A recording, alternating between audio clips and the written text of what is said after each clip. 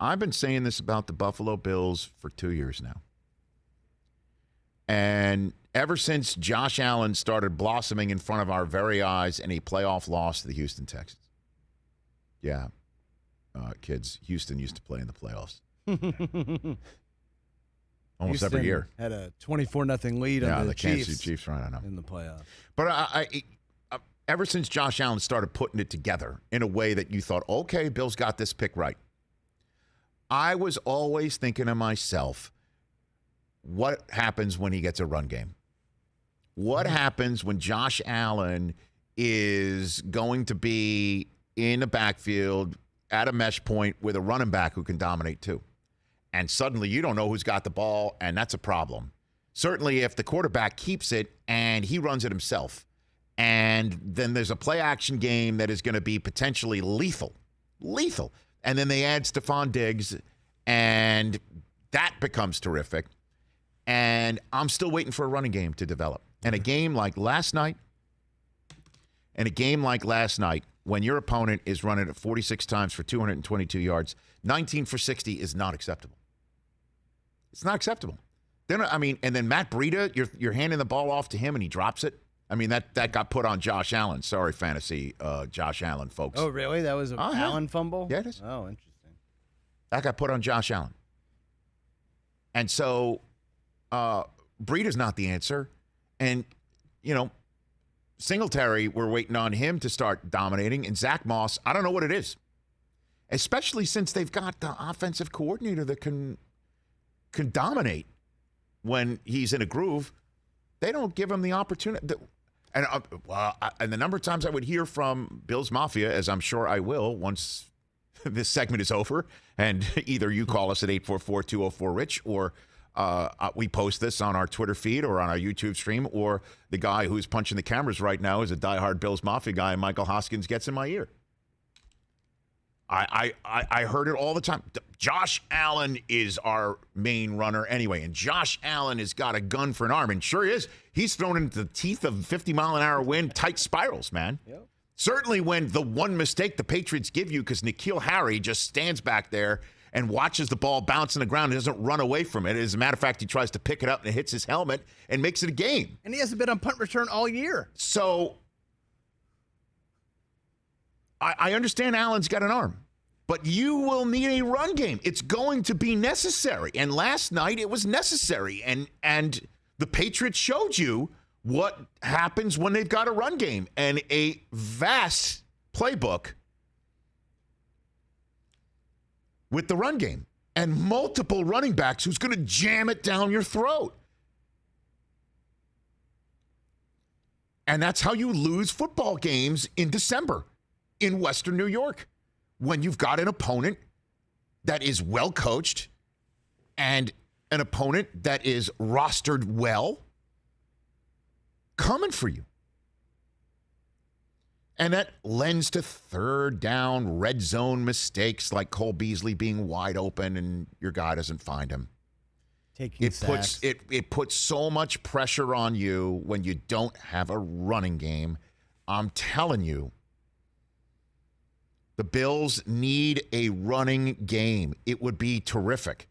Honestly, what if Fred Jackson was on this team right now? I'm serious. I'm just going to give you names of Buffalo Bills who have had running prowess. When was the last running back was Willis McGahee, the last running back they drafted? Marshawn Lynch? Willis McGahee. CJ Spiller? CJ Spiller, yeah. Let's go, man. To me, that's been a major hole in their resume. And now they're in a 7-5 mosh pit, man. Mm-hmm. Now they're in a 7-5 mosh pit. And can they get out of it? Sure. Problem for them is while the Patriots are sitting on a bye and the Titans have got the Jaguars, right? And the Chiefs have got the Raiders in their house, which is obviously a throw the records out game. Problem is when the Chargers are 7-5 and have the Giants with potentially Jake Fromm in their house, right? Bengals are sitting there at 7-5. You have no idea what Bengals team is going to be showing up against the San Francisco 49ers this week. What a big game that is for both teams coming off of disappointing Week 13 losses. problem is for the Bills is their next game is at the Bucs. Yep. And Tom Brady, who can make the statement in the direction of Bills Mafia that Aaron Rodgers said to those unfortunate corner dwellers in Soldier Field who were right in front of him as he scored a touchdown. I own you. And Tom's in his own battle for seeding right now. And Tom is ready to take it out. That's a problem for the Bills. Certainly if Damian Harris and Ramondre Stevenson had their nights and everybody knew they were coming at you, and now here comes Fournette and Brady and Evans and Godwin and Gronk. Look out. Look out. I'd be concerned if I'm a Bills fan that this Super Bowl season is in dire straits right now. I'm not talking about missing the playoffs, which is possible, sitting at 7-6, entering the final 4 games of the regular season. Entirely possible? Sure. I don't think so. I still believe in Allen, and I still believe in Diggs, and I still believe in this defense. Only gave up 14 points, man. That's it. Well, they weren't trying to score a lot. What do you mean they only gave up 14? That's it. They bent, but they didn't break. Honestly. But they got their points gifted to them. So, Chris, I'm sitting here and I see a defense that is a prideful defense that did get gashed last night at home. I'm not concerned about that defense long term. I'm not. I'm concerned about the lack of a run game on their part to balance things out and keep the Patriots guessing. Teams when like you the go Patriots 3 and guessing. Out, your defense is on the field 40 minutes.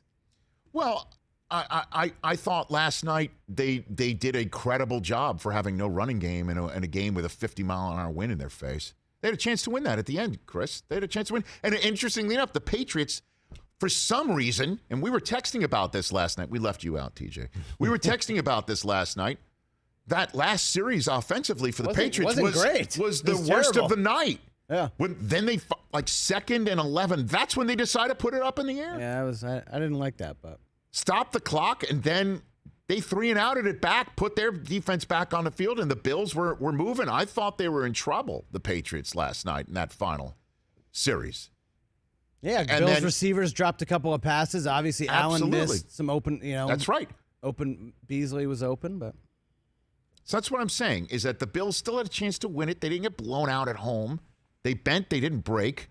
And I would be concerned about what happens when you're in Tampa. You're going to keep the ball away from Brady? You're going to let Josh Allen wing it all over the place? You're going to have to keep the ball away from some point. You have to keep the ball away from Mahomes. You're going to have to keep the ball away from Mac Jones. Yeah. Mm-hmm. Because later on in the show, we'll play a soundbite today from Belichick talking about the entire passing game they had installed for this game.